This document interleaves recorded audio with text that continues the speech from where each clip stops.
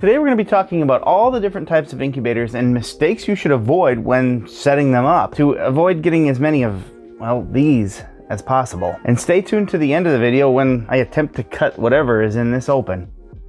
So there are a few different types of incubators, but we're going to try to put them all into 4 different categories. So first, let's talk about homemade ones. A homemade incubator is basically something that is repurposed that's able to hold both moisture and temperature very, very well. The first of which that most people I'd say use would be a wine cooler. These are usually relatively inexpensive, and you can purchase a lot of these that have basically failed. Some people will be willing to just give these away. Sometimes you can find them locally on things like Facebook Marketplace or Craigslist, something like that. And basically what you're going to do is take it and transform it into an incubator. Something that's basically the same thing. It would be a slightly larger fridge. So what you're going to do is take out the elements that would provide cooling, or you could just leave it if it's not working. If there is a fan in it, you can rewire it, but you don't necessarily have to do that. Although a fan is, in my opinion, kind of necessary to circulate the air and the heat throughout it. Without this, you could run the risk of an issue, which we'll talk about later. After you have a fan, you're just going to want to put your heating source in there, which at most times is just going to be some heat tape. We get a fairly wide piece of heat tape in the ones that we've created. I've seen people do that along the sides, but ours we put along the back and put behind a false wall that the actual incubator had. In our wine cooler, we just kind of laid it in the back. It didn't look great, but it did do the job. After this, you'll just basically want to make sure that you can run your cord out of the incubator, either by drilling through the fridge or wine cooler, or you could just run it out the door. But that could cause issues with the door sealing, so I do recommend just drilling a hole in it and then just filling it with some insulation foam. There is a third type, which a lot of people really don't talk about, that from my understanding work quite well if you have access to a cooler. This includes even the styrofoam ones. They are incredibly cheap. Now, they do not offer a large space, and getting the heating and cooling right, just like with anything, is very important just because of how small of a space you have. But you can easily run heat tape in there, and you'll want to set up the bottom so that the bottom usually has some water bottles in it. It's honestly a good idea to put water bottles in any incubator, because if you do lose power, that heated water bottle will help retain some of that heat for a while. The only thing with that is that you'll need to essentially create a bottom of that to rest your eggs safely on so that they're not rocking back and forth. You're going to want to make sure your eggs are far enough away from the heat source so that they're not in direct contact with it, and you're all set. The only thing left to do is to make sure that you get a thermostat, and it can't just be any thermostat. You need a specific kind of thermostat, and that thermostat has to have a pulse mode. You're going to be spending over $100 unless you get it used, and this, like the VE200s or the Herpstat models, has this pulse mode. It's not a simple on or off thermostat, which is what most people are used to. It reaches a certain temperature and it turns off, and when it falls, it turns back on. This is not at all ideal for incubation of eggs. An egg needs static temperature, so make sure you do not cheap out on the thermostat, and quite frankly, that will go for every single thing that we talk about. For a lot of people, this is going to be the most ideal route. The pros to a homemade incubator is that it's going to be fairly inexpensive, and it can be suited to your needs. You get the size that you need, and you're able to set it up and make sure that it's all good yourself. The cons are that you're going to need to set it up and make it good yourself. You're going to have to put the extra work into it, which they can be heavy, and it doesn't usually take a lot of work to convert one, honestly, but the setup to get it all in place can be. They also would rely on you play testing it. You need to make sure that everything is right. Temperatures, circulation, and humidity retention. You're going to need to plug it in and make sure it's good. You're going to make sure that hotspots are not happening all over the place. If you don't circulate your air properly, you might tape the probe right onto the middle section of your incubator and get a certain temperature and say, I'm all good, but right there, it's good. Over here in the corners, not so good. Next up, we're going to talk about store-bought. There's a good chance if you go to a pet store of some sort that you might be able to get them, or you'll be able to easily get them on Amazon if you type in reptile egg incubator. There's a few of these, and a lot of them offer built-in thermostats, and they're usually about this small. They might be good enough for 1, maybe 2 clutches total. I have heard some mixed things on these, including that they do not work, that they they fail, and then I've heard that they work perfectly fine. I'm not going to do anything besides reiterate what I have heard because I have not used them myself. I have seen people use one and then just put their own heat tape in, but in general, for some people, they work. And there are multiple types of incubators that you can buy. Make sure it is specifically for reptiles and that it's not just something being thrown in the description just to get more clicks. It needs to be specifically for reptiles. However, I'd still say that homemade, I think, is cheaper in many cases. It just takes just a tad bit more work, but not a whole bunch. The pros for what I'm calling a store-bought would be that it's cheap and can be gotten fairly quickly. The cons are that unreliability factor. Again, I'm not trying to say anything other than what I've read, but I have heard just a very mixed bag. They also are not very good in terms of being able to grow beyond maybe a clutch or two a year. You need a lot of them, and at which point, why not just go a different route? But they are cheap if you need them in a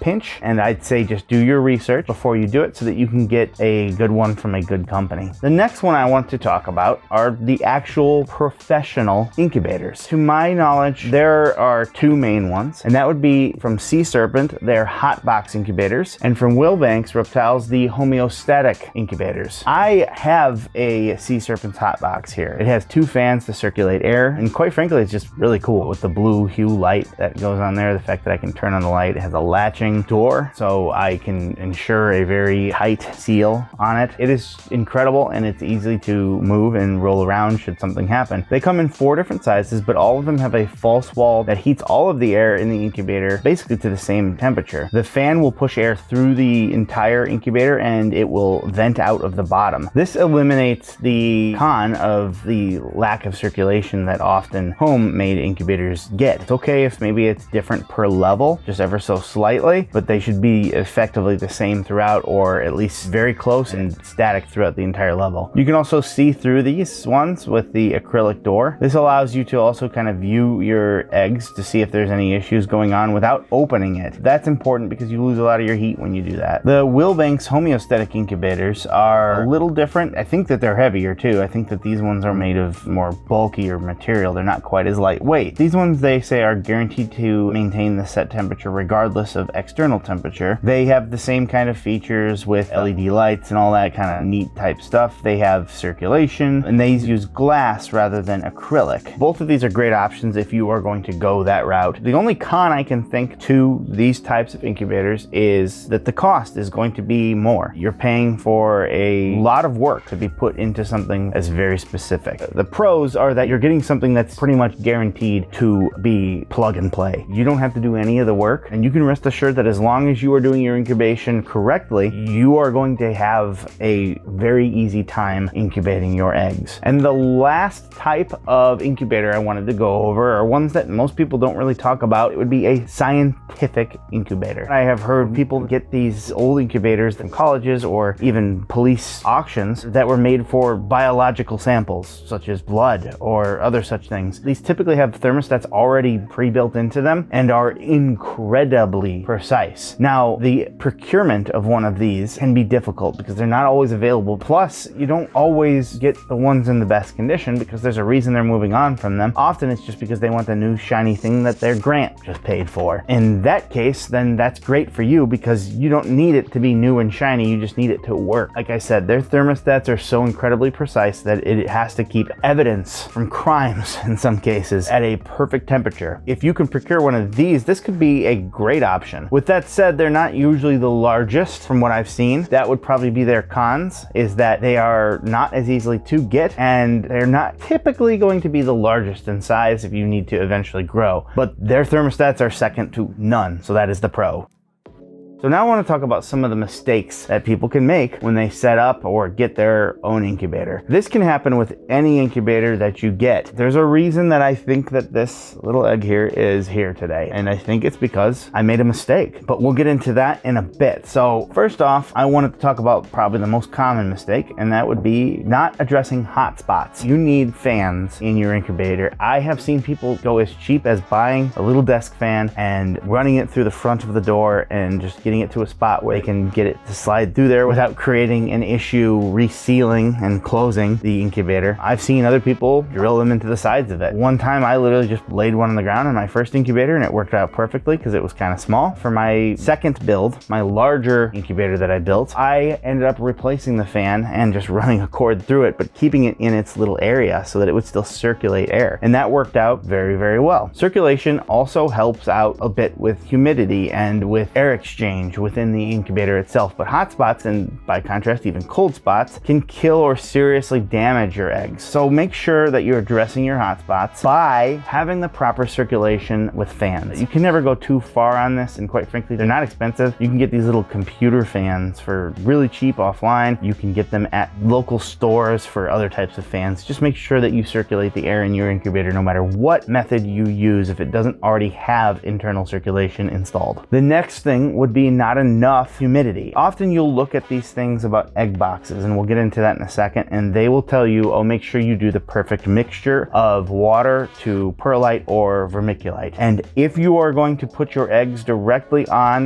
the substrate, I agree with this. However, I have not had good experiences with this. I use either a diffuser, which is just a light diffuser, which you can get from your local hardware store, or I have bought the Easy Hatch trays, which have little spots directly for the eggs, which also prevent them from rolling. And in this case, I would say put as much water as you want. I have literally seen people use bricks to keep the eggs away from the water and out of the water, obviously, and then use some sort of medium. Now, I would be way too paranoid to do that because if they fall into the water, they're going to drown. But that is a 100% water ratio to 0% perlite or vermiculite, and it's perfect. I now do a lot of water to the point where it's not, I wouldn't say soupy, but it is very, very wet. It's to the point where if I were to squeeze the vermiculite just ever so lightly, water would start coming out quite a bit, but you cannot see it pooling. Humidity is very important. If the eggs do not have it, they will begin to dry out, and that is the mistake I made. I alluded to the fact that we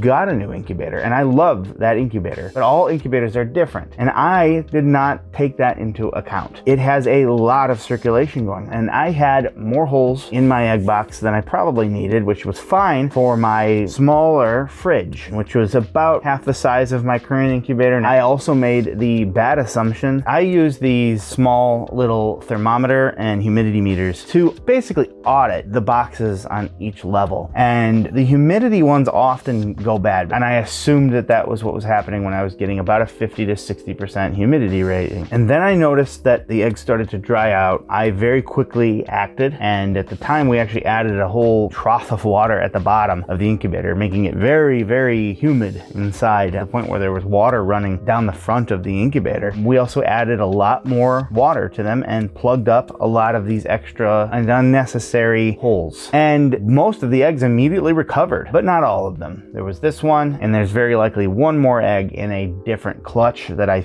think that will also not make it. The next thing would be improper egg box setup. I alluded to it earlier, but if you add a bunch of water, and if you put your eggs directly on the medium that you're using to incubate that has the water in it, they can end up molding over very, very quickly. If there's a lot of water, they could quite frankly drown. I've also seen people not set up their egg boxes to the point where their eggs are secure enough and they roll around too much and possibly touch the side or another egg that is molding, in which case that mold kind of spreads over. And while they usually will survive this, they can sometimes become so moldy that they can no longer intake oxygen and then die themselves as well. Touching the side of the egg box is also something that is not recommended because condensation is consistently running down there. Remember, the egg needs to have humidity, but it should not be in direct contact with water. So just make sure that you are very careful when you're setting it up and not making any of these simple and careless mistakes in setup. Collecting the eggs is another mistake people do when putting them in the incubator. I've seen people accidentally rip them open and easily add a piece of tape, and most of the time, if it's a small enough little tear, even in some cases a crazy tear, the egg will be perfectly fine. I've done this for a long time and actually only just recently had that finally happen to me. It was super duper small little pinhole. In fact, I didn't even know it. As I'm holding the egg to get ready to candle it, I started feeling just an ever so slight bit of goop. So I slapped a piece of tape on it, kind of turned it a little bit more so that gravity wasn't working against me. The embryo's still kind of like this, and it's doing perfectly fine. And it's been, I think, just about a month. So just be careful. Even when you're being careful, careful. Realize that if you make a mistake, you can easily correct it. The next two are things that you just need to have fail-safes for. The first thing would be an equipment failure. If your thermostat breaks, if it stops working, it should theoretically just turn off, which means it'll start to get cooler. So to have another one on hand. The heat tape might go bad. Have more so that you can replace it. Even if it's just thrown in there for now, if it gets the job done and you fix it later after the eggs are all hatched for the year, then so be it. Have a backup set of equipment so that you can temporarily fix the problem and later down the route actually patch it up more properly. And the next one would be a power outage. And the way we do it is a battery backup. This keeps it good for a while. I also have people who are nearby in other areas. I can take the eggs to them and then throw them in their incubator. I also have water bottles in my incubators so that they can retain some heat for a while. So the biggest thing is when you get a power outage, don't open your incubator. Remember, there's no more heat. So you need to keep that door shut so that the heat stays inside. Even if you have pipping eggs, let them hatch. You might just be risking the rest of everything if you open it. So we're gonna go ahead and take a look at this. I'm not even sure if it'll make it into the video. Depends on what we see. But it is incredibly dry and incredibly hard. This might actually tell me if this was an incubation issue or if it was just goner from the start.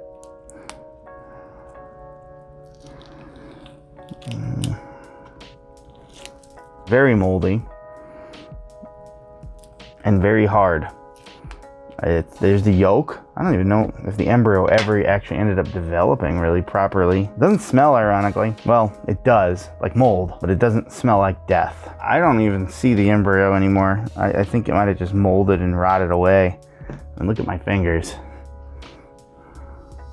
So I don't know if this was something that I could have stopped. All I know is that the other ones plumped right back on up the second I moved in and made the changes, the very simple changes, mind you, that I did. So even if this one would have died regardless, I solved that problem. So I guess the lesson here is that remember that not all incubators are the same. If you move and change to a different incubator, don't assume that everything you did with the last incubator is gonna work with this new incubator that you get. Hope you enjoyed and I hope you're able to learn something from this. What type of incubators do you have, or if you don't have one, what type of incubator do you think you're going to go with? Let us know in the comments below. If you like this video, you can actually check out our video on how to set up egg boxes and collect your eggs from a female who recently just laid. You can actually check that out right here.